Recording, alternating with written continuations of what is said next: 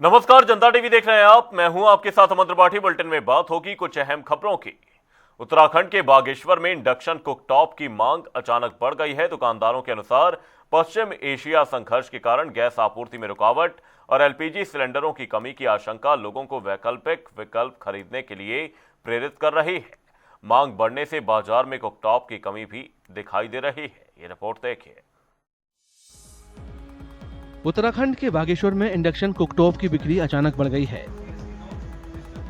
दुकानदारों का कहना है कि पश्चिम एशिया संघर्ष के कारण व्यावसायिक खाना पकाने की गैस आपूर्ति में रुकावट इसकी बड़ी वजह है। लोगों में घरेलू एलपीजी सिलेंडरों को लेकर भी बाधा का डर है, लिहाजा वे वैकल्पिक खाना पकाने के स्रोत के रूप में इन्हें खरीद रहे हैं। मांग में अचानक बढ़ोतरी से बाजार में इंडक्शन कुकटॉप की कमी हो गई है।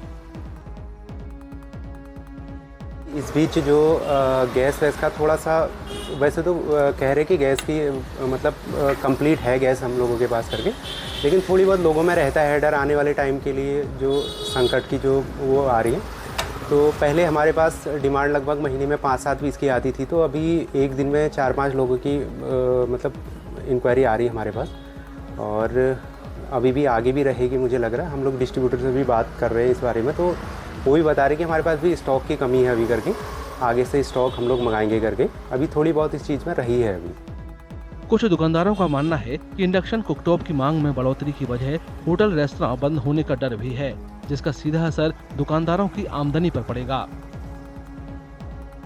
जहाँ इंडक्शन की बात करते हैं और जो हीटर चलते थे पहले गोल वाले पुराने, जिसमें लोग चाय हाई और चीज़ें भी बनाते थे, उसकी भी बहुत ज़्यादा डिमांड यहाँ से लगभग 50 से 60% डिमांड यहाँ पर बढ़ी है। और जहाँ कह रहे हैं व्यावसायिक जो सिलेंडर है उसमें तो बहुत ज़्यादा यहाँ लोगों को, व्यापारियों को खासकर बहुत ज़्यादा परेशानी हो रही है, क्योंकि उनकी दुकानें बंद करने के कगार में, सभी के लाखों रुपए के लोन लेकर अपनी दुकानें चला रहे हैं, उनके रोजी रोटी का संकट आया हुआ है। हालांकि सरकार ने निश्चिंत रहने का भरोसा दिया है, लेकिन देश भर के उपभोक्ता अनिश्चितता में हैं। कमर्शियल एलपीजी सिलेंडरों की आपूर्ति में रुकावट की वजह से कई होटलों ने अपने मेन्यू में बदलाव किया है और खाना पकाने के वैकल्पिक तरीके अपनाने पर मजबूर हुए हैं। रुड़की स्थित Shrimati Taravati institute of biomedical and allied sciences की ओर से फार्मेसी के जनक प्रोफेसर एमएल श्रॉफ की स्मृति में फार्मा अन्वेषण मनाया गया और उन्हें श्रद्धांजलि दी गई। फार्मा अन्वेषण देवभूमि उत्तराखंड 2026 कार्यक्रम का शुभारंभ मुख्य अतिथि के तौर पर प्रदेश के स्वास्थ्य मंत्री डॉक्टर धन सिंह रावत ने अपने वर्चुअल संबोधन से किया। इस अवसर पर मुख्य अतिथि कैबिनेट मंत्री डॉक्टर धन सिंह रावत ने छात्र छात्राओं को संबोधित करते हुए कहा कि उत्तराखंड सरकार फार्मेसी के क्षेत्र में नए आयाम स्थापित कर रही है। फार्मेसी में पहले से अधिक सुधार और परिवर्तन हुए हैं। उन्होंने ये भी कहा कि फार्मेसी के क्षेत्र में बड़े पैमाने पर रोजगार के अवसर भी प्राप्त हुए हैं। यहाँ पर आने का मुझे सौभाग्य प्राप्त हुआ, सभी स्टूडेंट से मिलने का सौभाग्य प्राप्त हुआ। सभी से मिलकर बहुत अच्छा लगा कि सभी अपने फील्ड में लीड कर रहे हैं, पॉजिटिव सोच से आगे बढ़ रहे हैं। सबसे बड़ी बात यह है कि फील्ड में इनोवेशन बहुत है, बहुत कुछ करने के लिए बच्चे बहुत कुछ कर सकते हैं। बच्चे अपनी इंडस्ट्री लगा सकते हैं, बच्चे फार्मा के क्षेत्र में चेकअप कर सकते हैं, बच्चे जो है लोगों का इलाज कर सकते हैं, और बहुत कम टाइम और बहुत अच्छा कोर्स है, जिसमें कम बजट में बच्चे जल्दी डॉक्टर बन के जो है सेवा के क्षेत्र में आ सकते हैं। यही मेरा मानना है कि जिस फील्ड में भी आप रहे उस फील्ड में अच्छा काम करें, और जो हमारा लक्ष्य है देश को विकसित करने का 2047 को, और आगे बढ़े और सेवा समर्पण भावना से काम सब अच्छा हो और एक अच्छी सोच हो। तो मैं चाहता हूँ कि इंस्टीट्यूट पीछे नहीं रहता, और यहाँ पर काफ़ी बच्चे हैं और अच्छे बच्चे हैं जो अपने क्षेत्र में लगातार महारत हासिल कर रहे हैं और दूर दूर जाकर नाम रोशन कर रहे हैं। उनकी फार्मा के अच्छे इंस्टीट्यूट्स हैं, तो ये मैं सोचता हूँ बी फार्मा, डी फार्मा जो है एक अच्छा क्षेत्र है, और बच्चे में काम कर रहे हैं और सेवा कार्य में आ रहे हैं। Thank you. रामनगर विकास खंड के अंतर्गत ग्रामीण क्षेत्रों में आंधी तूफान ने जमकर कहर बरपाया, जिससे लाखों रुपए का नुकसान हुआ है।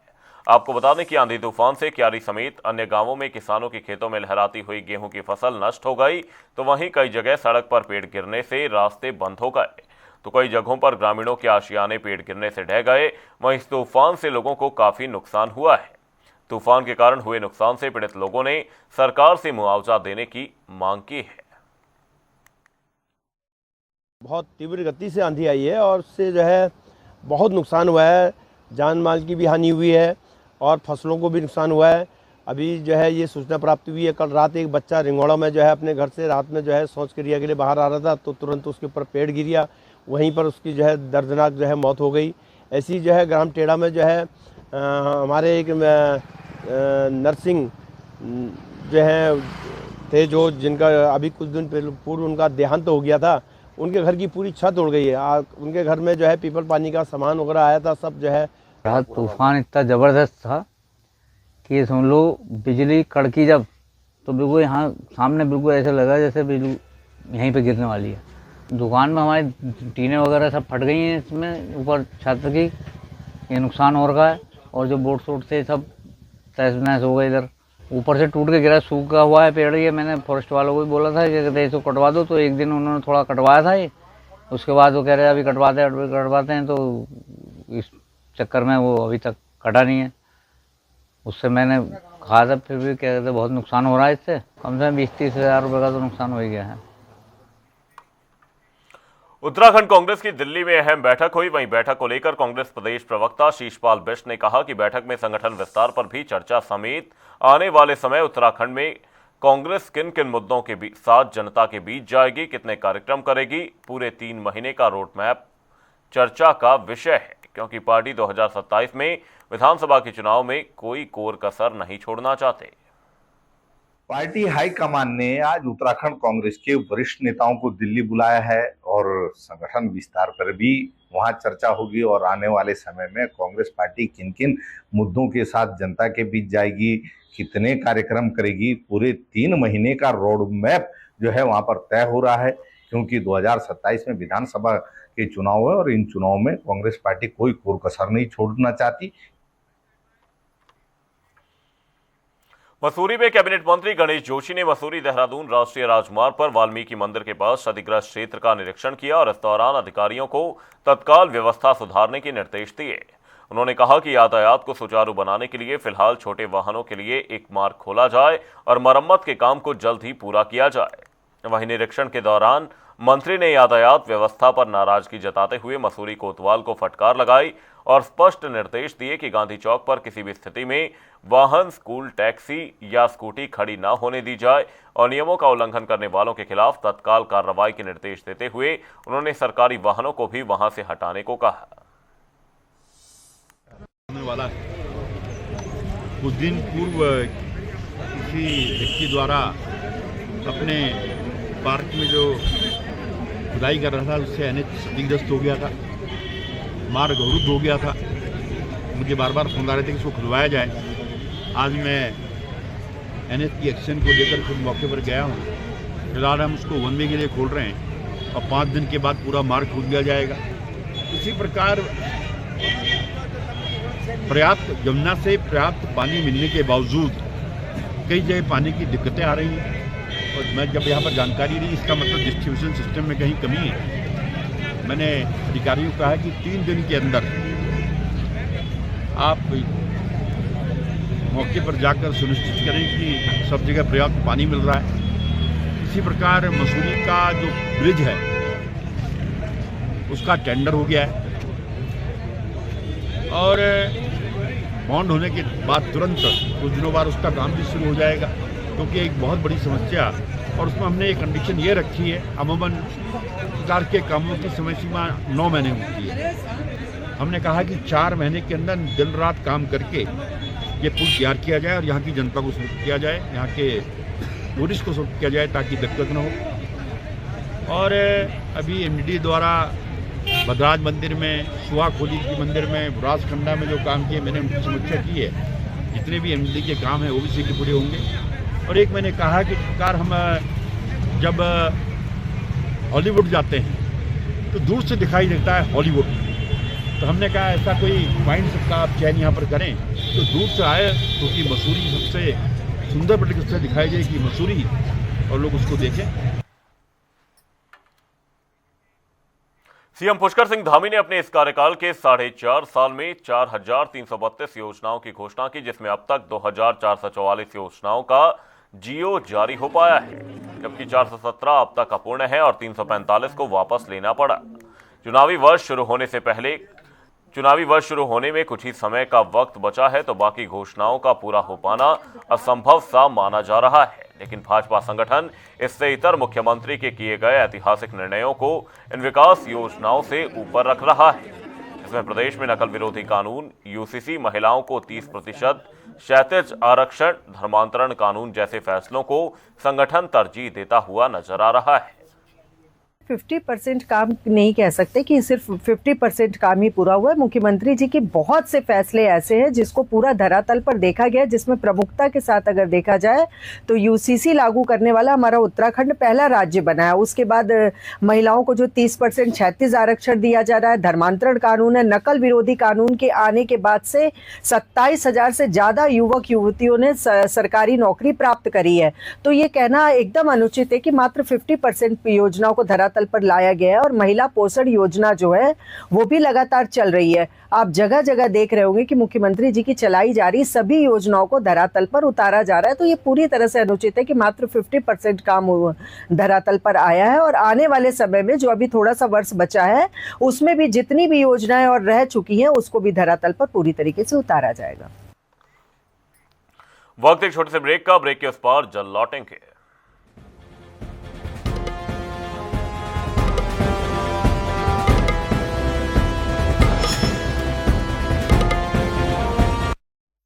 कुछ पल तुम्हारे साथ बिताए हुए पल मेरे साथ रहेंगे जिंदगी भर।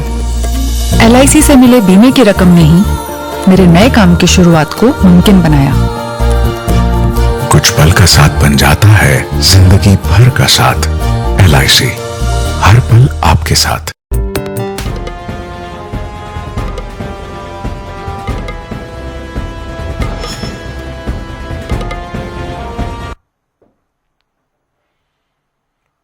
ब्रेक के बाद आपका स्वागत है। आप देख रहे हैं जनता टीवी। रुक करेंगे अगली खबर की ओर। हरिद्वार में all India invitational basketball tournament की शुरुआत हो गई है। कैबिनेट मंत्री सुबोध उनियाल ने इस 4 दिवसीय खेल प्रतियोगिता का उद्घाटन किया। टूर्नामेंट का आयोजन जिला बास्केटबॉल एसोसिएशन हरिद्वार की ओर से प्रेमनगर आश्रम में कराया जा रहा है, जिसमें देश भर के कई हिस्सों से आई महिला और पुरुष वर्ग की टीमें हिस्सा ले रही हैं। वहीं मंत्री सुबोध उनियाल ने बास्केटबॉल एसोसिएशन के इस प्रयास की सराहना की और कहा कि इससे स्थानीय खिलाड़ियों को बड़ा मंच मिलता है और उनकी प्रतिभा में निखार आता है।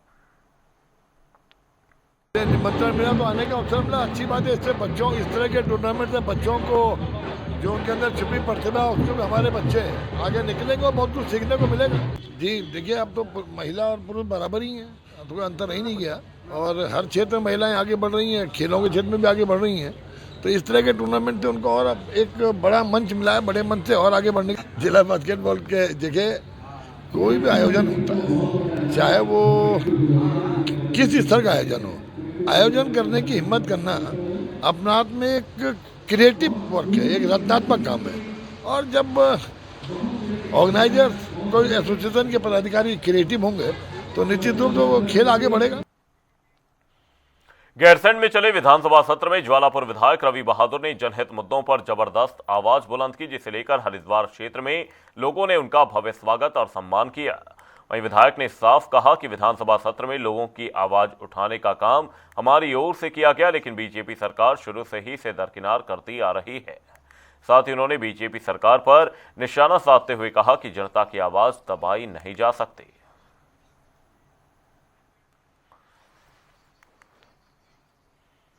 बद्री केदार मंदिर समिति के अध्यक्ष हेमंत द्विवेदी ने आगामी यात्रा तैयारियों की जानकारी साझा की। 19 अप्रैल को अक्षय तृतीया के मौके पर गंगोत्री और यमुनोत्री धाम के कपाट खुलने के साथ ही यात्रा का विधिवत शुभारंभ होगा।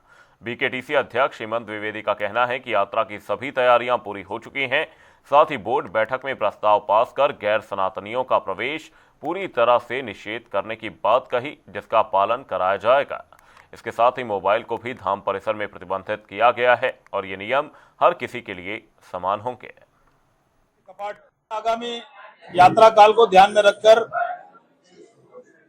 श्री बद्री केदार मंदिर समिति ने बजट प्रावधान किए हैं और उल्लेखनीय है कि बद्रीनाथ धाम के कपाट जो है कि 23 अप्रैल 2026 को खुल रहे हैं और 22 अप्रैल को बाबा केदार के कपाट विधि विधान से खुल जाएंगे, जबकि श्री गंगोत्री यमुनोत्री धाम के कपाट अक्षय तृतीया 19 अप्रैल 2026 को खुलेंगे।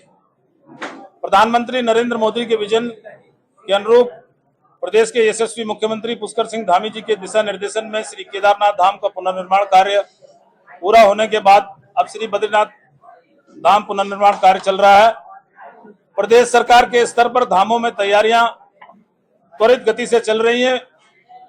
बीकेटीसी का उद्देश्य श्रद्धालुओं को सुरक्षित, सरल और सुगम दर्शन व्यवस्थित करना। इसके लिए बजट में आवश्यक प्रावधान सुनिश्चित किए गए हैं। अभी तक जो 6 मार्च को जो है कि ऑनलाइन पंजीकरण प्रारंभ हुआ था, जिसमें कल तक 6.25 लाख लोगों ने जो है कि 4 धाम के लिए अपने पंजीकरण कराए हैं। हल्द्वानी में आपदा के दृष्टिगत मॉक ड्रिल हुई। कलसिया थन्नाला क्षेत्र हल्द्वानी में त्वरित बाढ़ की सूचना मिलने पर स्थानीय लोगों की जल्दी से जल्दी निकटवर्ती लोगों को अलर्ट जारी किया गया, जिसके बाद राहत बचाव दल ने मौके पर पहुंचकर घायलों को प्राथमिक उपचार दिया गया।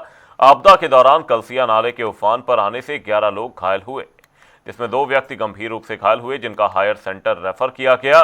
वहीं आज हुई मॉक ड्रिल में राजस्व, police, ITBP, CRPF, home guard, fire की टीमों ने हिस्सा लिया। एसडीएम हल्द्वानी ने कहा कि सभी टीमों का कोऑर्डिनेशन बराबर रहा, आपसी समन्वय की कोई कमी नजर नहीं आई, जिससे रेस्क्यू ऑपरेशन सही समय पर पूरा हो पाया और घायलों को जल्द से जल्द प्राथमिक उपचार दिया गया। ड्रिल कलसिया नाले में आयोजित की गई थी।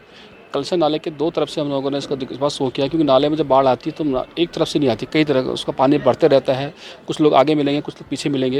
इसलिए हमने 2 टीमें गठित की थी यहाँ पर से। एक टीम हमारी नाले के ब्रिज के पास से निकल के गई थी और दूसरी टीम हमारी आगे से गई हुई थी। तो उसके पश्चात सारा ऑपरेशन चलाया गया। ऑपरेशन चलाने के बाद जब ऑपरेशन लगा के सब लोग निकल गए हैं, उसके बाद फिर हम लोगों ने कहा कि एक बार टीम जाएगी और सब जगह चिल्ला करके सबसे पूछेगी कहीं व्यक्ति को हेल्थ तो नहीं है या कोई व्यक्ति को ऐसा तो नहीं जो कहीं फंस गया हो। उसके बाद फिर अनाउंस किया गया, उसमें देखा गया कि 3 लोग फिर से बाद में घायल मिले, उन तीनों को बिठा लिया गया। उसके पश्चात जब पूरा हम लोगों ने पूरा चेकअप किया कि अब कोई व्यक्ति यहाँ पर मौजूद नहीं है जो फंसा हुआ कहीं पर, उन सभी को निकाला गया है। इसके अलावा चूँकि जब ऐसी बाढ़ वगैरह आती है तो ऐसे बाढ़ में आने पर काफ़ी मकान में जो लोग रह रहे होते हैं उनके घरों में पानी भर जाता है, उनके साथ खाने पीने की समस्या होती है। इसलिए हमने स्टेजिंग एरिया के पास में एक राहत शिविर बनाया है। राहत शिविर में लोगों को रखा जा रहा है, उनके खाने पीने की व्यवस्था भी यहाँ पे की जा रही है। उत्तराखंड में 2027 विधानसभा चुनाव को लेकर बीजेपी ने अभी से अपनी रणनीति तेज कर दी है। देहरादून में आयोजित एक अहम संगठनात्मक बैठक में पार्टी के शीर्ष नेतृत्व ने भाग लिया। बैठक में राष्ट्रीय महामंत्री, प्रदेश प्रभारी, मुख्यमंत्री पुष्कर सिंह धामी, पूर्व मुख्यमंत्री त्रिवेंद्र सिंह रावत और प्रदेश अध्यक्ष समेत कई वरिष्ठ नेता मौजूद रहे। बैठक में उन क्षेत्रों पर खास फोकस किया गया जहां बीजेपी पिछड़ी है। साथ ही हर विधानसभा क्षेत्र में बूथ स्तर पर संगठन को मजबूत करने की रणनीति पर मंथन किया गया। कल प्रदेश भर की संगठनात्मक बैठक देहरादून में हुई और माननीय मुख्यमंत्री जी, हमारे प्रदेश अध्यक्ष जी और केंद्र से दोनों महामंत्री हमारे दुष्यंत कुमार गौतम जी हमारे प्रभारी भी हैं, वो इसमें रहे, और हमारे तरुण चुग जी उसमें आए थे, और बाकी हमारे जितने सांसद हैं वो भी उपस्थित रहे, राष्ट्रीय पदाधिकारी नरेश बंसल जी, और सभी का उसमें रहना हुआ। प्रदेश भर से भी हमारे जितने विधायक हैं जो चुनाव लड़े वो भी, पूर्व के विधायक भी, और उसमें जिले के अध्यक्ष, प्रभारी, ऐसे सभी लोगों का रहना बैठक में रहा। मुझे लगता है कि जितनी सबसे ज़्यादा महत्वपूर्ण इस वक्त हमारे लिए है कि कुछ सीटें ऐसी भी हैं जिनमें थोड़ा सा हम एक कम मार्जिन से जीते हैं, तो उनको भी और ज़्यादा फोकस कैसे किया जाए, कैसे हर विधानसभा में जो बूथ आइडेंटिफाई किए जाएं ABCD के हिसाब से, तो जो ABC के हिसाब से बूथ आइडेंटिफाई होंगे, तो जो C ग्रेड के बूथ हैं उनको कैसे हम और बेहतर कर सकते हैं, उस पर एक पूरी गहन चर्चा हुई और सभी को उस तरीके की बातें डिस्कस भी हुई, उनसे सुझाव भी मांगे गए। जो हमारे जितने लोग वहाँ पे उपस्थित थे तो उनसे भी सुझाव मांगे। तो मुझे लगता है एक अच्छी बैठक पूरे दिन भर की लगभग रही। उत्तराखंड में नदियों के बढ़ते जलस्तर और तल में जमा मलबे की समस्या अब राज्यसभा तक पहुंच गई है। बीजेपी प्रदेश अध्यक्ष और राज्यसभा सांसद महेंद्र भट्ट ने केंद्र सरकार से इस मुद्दे पर ठोस कदम उठाने की मांग की है। उन्होंने उत्तराखंड की नदियों के वैज्ञानिक प्रबंधन और बाढ़ नियंत्रण के लिए विशेष हिमालयी नदी प्रबंधन पैकेज की जरूरत बताई। राज्यसभा में उन्होंने राज्य की भौगोलिक परिस्थितियों और हाल के वर्षों में आई प्राकृतिक आपदाओं के प्रभाव को प्रमुखता से उठाया। महेंद्र भट्ट ने कहा कि समय रहते प्रभावी कदम नहीं उठाए गए तो भविष्य में हालात और गंभीर हो सकते हैं। विशेष उल्लेख का मेरा विषय है उत्तराखंड की नदियों में जमा मलबे की सफाई जल प्रबंधन और बाढ़ नियंत्रण हेतु विशेष आर्थिक पैकेज की मांग। महोदय, मैं सरकार का ध्यान हिमालय राज्य उत्तराखंड की एक अत्यंत गंभीर और संवेदनशील समस्या की ओर आकर्षित करना चाहता हूं। पिछले कुछ वर्षों में आई भीषण देवी आपदा के कारण प्रदेश की प्रमुख नदियों अलकनंदा, मंदाकिनी, भागीरथी और धौली गंगा के तल में भारी मात्रा में मलबा जमा हो गया है। मलबे के कारण नदियों का तल निरंतर ऊपर उठ रहा है, जिससे मामूली बारिश में भी नदियों का जलस्तर खतरे के निशान को पार कर जाता है। इससे तटीय बस्तियों, कृषि भूमि और सामरिक दृष्टि से महत्वपूर्ण बुनियादी ढांचे पर डूबने का खतरा बढ़ गया है। नदी तल के उथला होने के कारण जल धारण क्षमता कम हो गई है, जो हर मानसून में बाढ़ और जनधन की हानि का मुख्य कारण बनती है। मेरी सरकार से मांग है कि उत्तराखंड की भौगोलिक परिस्थितियों को देखते हुए नदियों के पुनरुद्धार और वैज्ञानिक तरीके से सफाई के लिए केंद्र सरकार एक विशेष हिमालयी नदी प्रबंधन पैकेज जारी करे।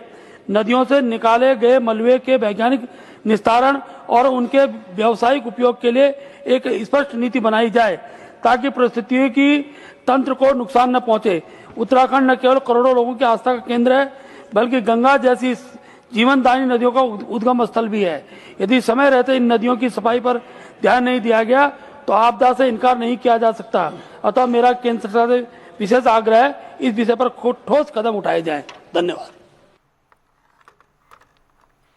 उत्तराखंड में वाइब्रेंट विलेज योजना के तहत सीमांत गांवों के विकास को लेकर बड़ा फैसला लिया गया। मुख्य सचिव आनंद वर्धन की अध्यक्षता में हुई बैठक में करीब 402 करोड़ रुपए के नए विकास प्रस्तावों को मंजूरी दी गई। इन प्रस्तावों के तहत गांवों में पर्यटन, हाउसिंग, सड़क संपर्क, अस्पताल, खेल मैदान, स्मार्ट कक्षाएं, सोलर स्ट्रीट लाइट और कृषि विकास जैसे कई कार्य किए जाएंगे। इन योजनाओं का उद्देश्य सीमांत क्षेत्रों में रहने वाले लोगों को रोजगार के नए अवसर उपलब्ध कराना और गांवों की आर्थिक और सामाजिक स्थिति को मजबूत करना है। बैठक में अधिकारियों को निर्देश दिए गए कि सभी विकास कार्य पारदर्शिता और उच्च गुणवत्ता के साथ पूरे किए जाएं, ताकि ये गांव आदर्श बन सकें और अन्य क्षेत्रों के लिए मिसाल पेश करें।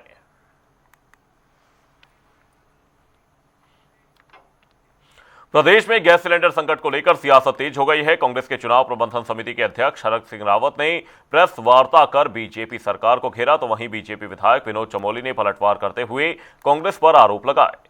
विनोद चमोली का कहना है कि कांग्रेस के केंद्रीय नेतृत्व के इशारे पर गैस सिलेंडर जैसे मुद्दों को लेकर देश और प्रदेश में गलत माहौल बनाया जा रहा है। उन्होंने आरोप लगाया कि कांग्रेस की राजनीति से जनता में भय का वातावरण दिखाई दे रहा है।